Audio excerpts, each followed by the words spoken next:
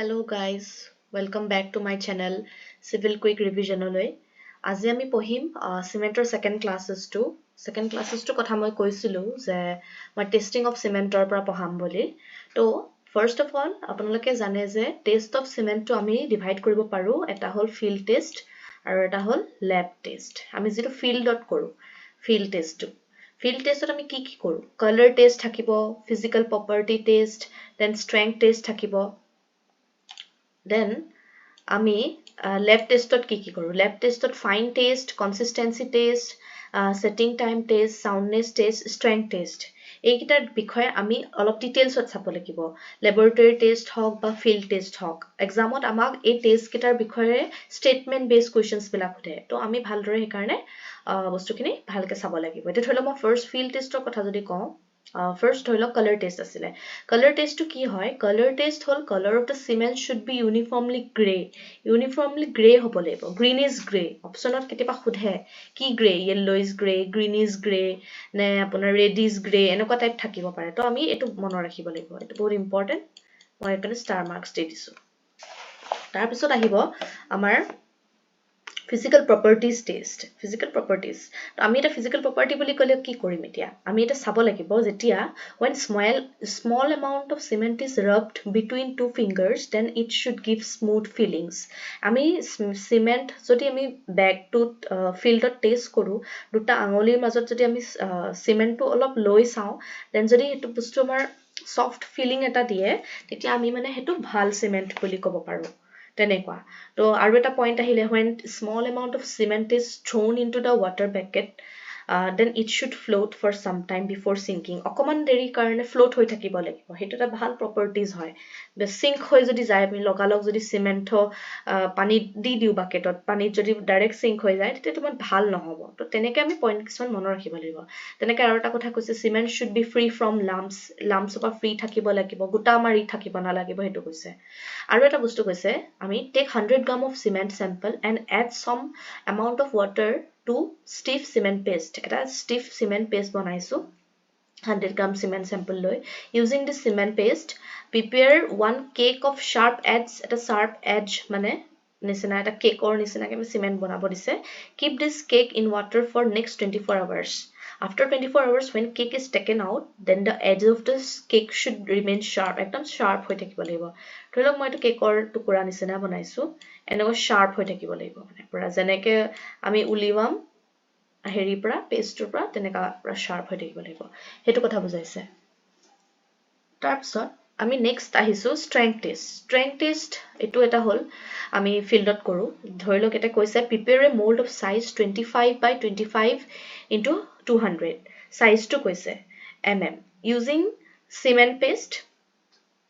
তাৰ পিছত কৈছে immerse the mold in the water for 7 days এই যেটো mold বনাম আমি হেতু 7 days ৰ কাৰণে আমি waterত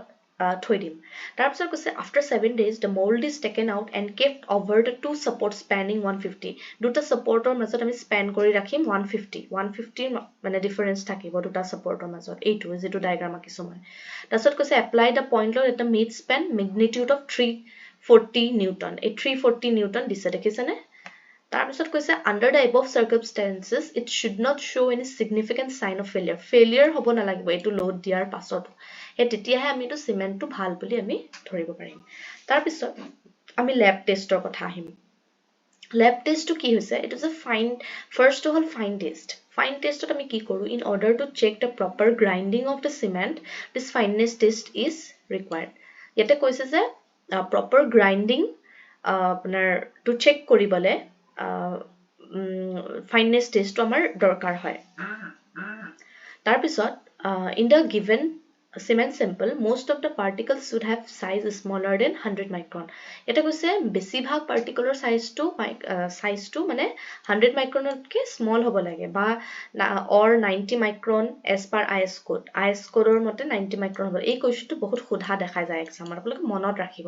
সিভ নম্বৰ 9 যিখন হয় মানে হেখনেদি পাস কৰে তো এইবিলাক কিছুমান ষ্টেণ্ডাৰ্ড হয়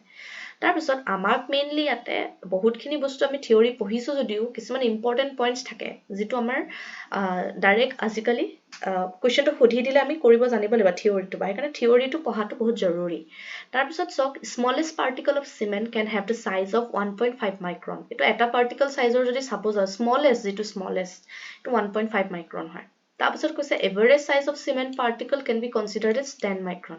এটো হল average size 10 to 15 micron metre তাৰপিছত কৈছে there are two fineness test দুটা আছে এটা হল sieve analysis এটা হল air permeability test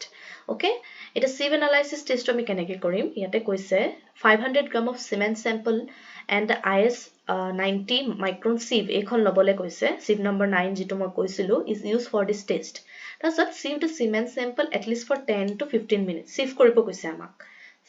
cement sample to now take the weight of the residual material যেটো residual material থাকিব sieve কৰাৰ পাছত পেনত যেটো থাকিব তাৰ weight to লব দিছে then percentage of residual material যিমান হয় এটা should not be greater than 10% এই ভ্যালুটো মনত ৰাখিব এটো মনত ৰাখিব অকমান মই ভালকে কৈ দেখাই দিছো এটো এই ভ্যালুটো মনত ৰাখিব then air permeability test etu hol yata ko duta bhagai dise Lee and Nurse air permeability test then Blaine's air permeability test moi ei question aha ei question bahut dekhi thako Blaine's air permeability test to etia next etia moi apunalokok olop level to olop high level ote bostu khini mane pahai disu jate amane horu jikonu questions horu আহিলো আমি পাৰিব পাৰি যাতে statement base দিলো আমি কৰিব পাৰো হেকাৰণে মই অলপ এনেকুৱা স্টেটমেন্ট পঢ়াই দিছো তাৰপিছত নেক্সট কৈছে the principle of the above two tests is based on the determination of specific surface area of the cement এই ওপৰৰ যিটা টেষ্ট হেতু mainly specific surface area of the সিমেন্টৰ ওপৰত মানে মেইনলি নিৰ্ভৰ কৰে ইয়াতে কৈছে if particle size decreases particle size টো যদি সৰু হয় তে স্পেসিফিক সাৰফেস এৰিয়াটো বেছি হয় তেতিয়া কি হয় ফাইননেসও বেছি হয় ফাইননেস বেছি হয় যদি পাৰ্টিকল সাইজটো সৰু হয় তেতিয়া আমাৰ পাৰমিএবিলিটিটো তেতিয়া বহুত কম হয় পাৰমিএবিলিটিটো মানে পানীটো যাবলে অকমান দিগদাৰ হয় পাৰ্টিকল সাইজটো সৰু হলে আমি জানো এটো মই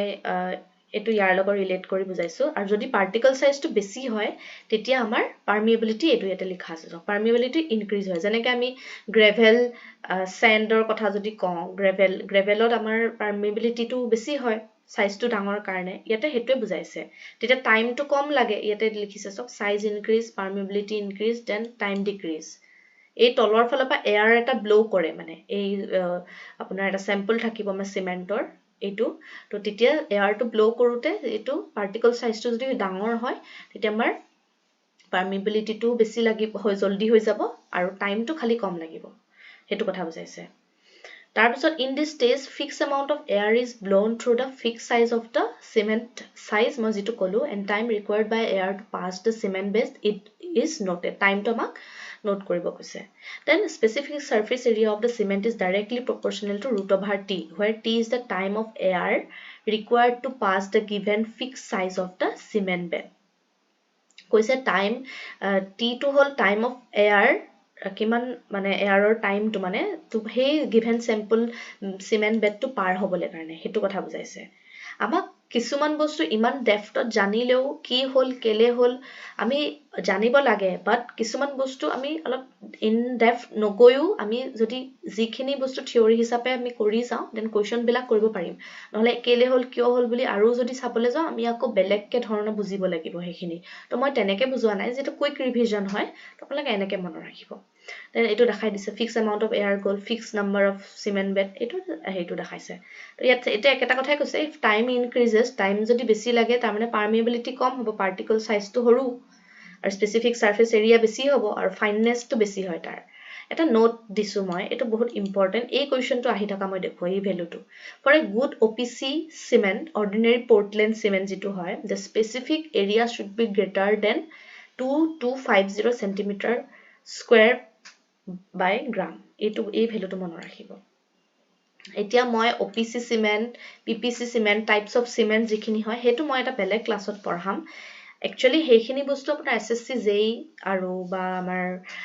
APSC AE JEE সেইবিলাকত লাগা হয় IS কোডৰ পৰা কিছুমান বস্তু মনত ৰাখিব লাগে তো সেইখিনি বস্তু মই আপোনালোকক বেলেগ এটা ক্লাছত ভালদৰে আকৌ পঢ়াই দিম নহলে একেলগে কনফিউজ লাগি যাব এতিয়া মই নেক্সট ক্লাছত কনসিস্টেন্সি টেষ্ট একেদিনাই সব বুজালে অলপ দিগদাৰ হয় consistency test setting time test আৰু আপোনালোকৰ সাউন্ডনেস টেষ্টত আকৌ লি চেটেলিয়াৰ এইবিলাক যে আছে অটোক্লেভ টেষ্ট এইখিনি মই নেক্সট ক্লাছ ষ্ট্ৰেংথ টেষ্ট ইয়াতে মানে আমাৰ লাষ্ট শেষ হৈ যায় টেনসাইল ষ্ট্ৰেংথ টেষ্ট ইয়াতে আমাৰ মেইনলি সিমেন্টৰ এই ষ্ট্ৰেংথ টেষ্টখিনি টাইপস অফ সেইখিনি শেষ হৈ যায় তো মই আজিলে গুটেখিনি নকৰাও আজিলে মই অকল এয়াৰ পাৰমেবিলিটি টেষ্ট সেইখিনিলৈকে কৰাই পিনে ইয়াতে ভিডিওটো সামৰিব চেষ্টা কৰিছো যে শৰ্ট ভিডিও তোমালোকৰ বহুত জলদি বস্তুবিলাক মনত থাকে তো আজিলৈ ইমানেই তো যদি আপোনালোকে ভিডিওটো চাই ভাল পাইছে দেন লাইক শেয়াৰ আৰু সাবস্ক্ৰাইব কৰিব নাপাহৰিব তো থ্যাংক ইউ